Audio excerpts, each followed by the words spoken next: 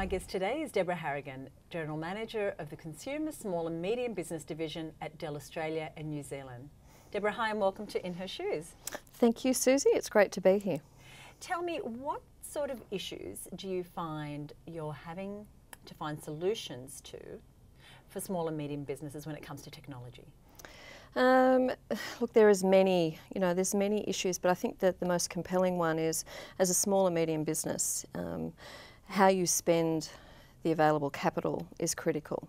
And when you're a small and business entrepreneur, you're thinking about, I want to grow my business, and understanding how technology plays a critical part in helping them maximise the dollars that they have to spend to help them grow and grow their businesses. So it's not particularly a technology, but it's all about the management of the data that they capture.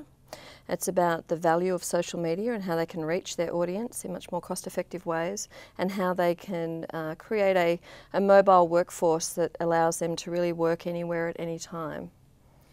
We're going to talk a little bit about your experience. You've had 20 years in the industry. Tell us a little bit about the role you play currently.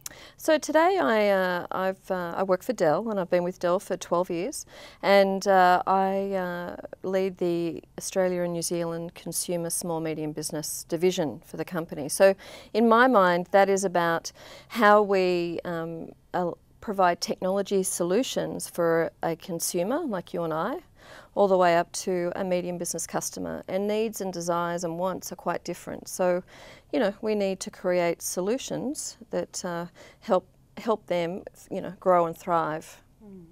I'd like to talk about women and technology. You've been in the industry 20 years, which is a substantial amount of time in an industry where perhaps we're still not seeing a lot of women. How do you see it? Interesting. I see a lot of women. And when I look at my own team, I've got 50% of my directors are female, and most of my account managers are female. But what I don't see is the progression of women from middle management to executive management. And when you walk into the boardroom, you tend to be, the only woman in the boardroom. And I suppose the question really is, why do women choose to, not progress their careers further? And so, when I sit down and I think about it, it's, most of us have families, and it's balancing the needs and the desires of family and your career aspirations. And I suppose what I like about Dell is that, work and family can integrate quite well, which allows you to really, deliver on your career aspirations. And you've held leadership positions here, obviously, but also in Malaysia and New Zealand. And what I wanted to know is, how is having a global leadership role perhaps different to having a domestic one? It's interesting. It is quite a discomfort. The initial, when you initially start the role in a new country, you don't know what you don't know. So it's about embracing change and valuing the diversity of the environment. I work for a corporation. We have global, policies and procedures, but working with different teams within different countries, there's a really exciting opportunity to embrace new ideas and new approaches that really enrich the experience for both the employee and for our customers. I interviewed an author the other day of a book about global leadership, and in the book there was a story about young people saying if they had the choice to study management or leadership, they would always choose leadership. And I just wanted to get your thoughts on that. Well, leadership, I believe, is a learned behaviour. Management is a directional behaviour. So you can manage a group. We manage our lives every single day. But to inspire and encourage and support and develop our teams to be the best they possibly can be, and our people, that's, to me, is the difference between leadership and management.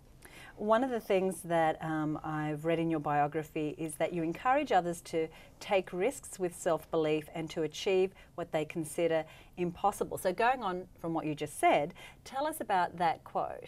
Okay, well, look, as you said, I've been in the industry for 20 years, but You know, my education, I left school when I was 16. I started in the health field, in the government field, and you know, based on statistics, I really shouldn't be in the role that I have today.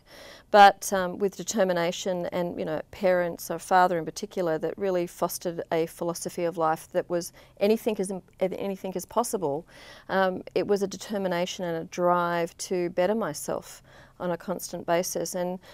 And I just think women, for whatever reason, you know, potentially don't put themselves in that situation. And we are as capable as our male colleagues and have a lot to contribute to the workforce.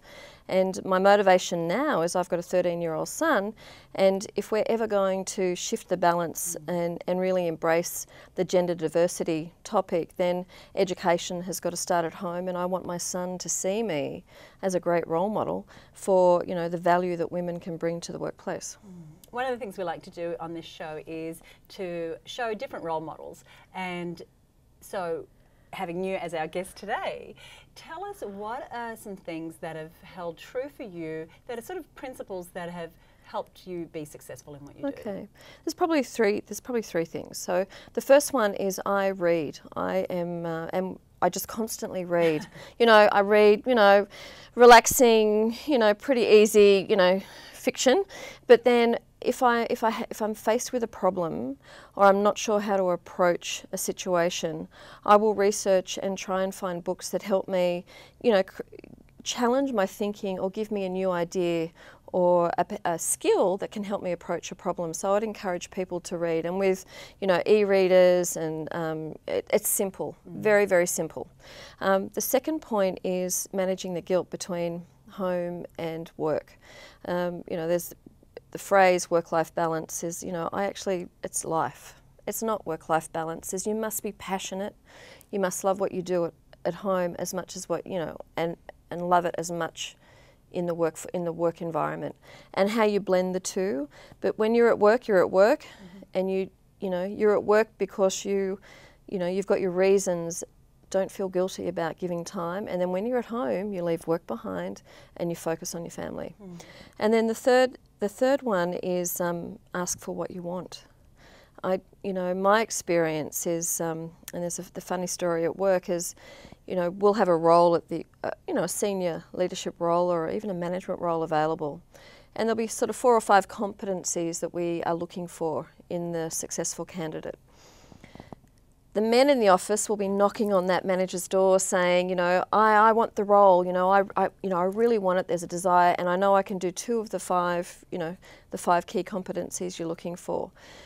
And we know that there is a particular woman in the role that has got 4 of the 5, and they just won't put themselves forward. In this case, this person just wouldn't put themselves forward, you know, and it's, oh, well, I don't have the 5th one.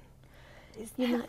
And it's, well, hang on, you know, if you had the 5th one, we wouldn't want you for the role, you know, so apply for the role and we'll give you the role and you'll do a great job and you'll continue to develop. So ask for what you want.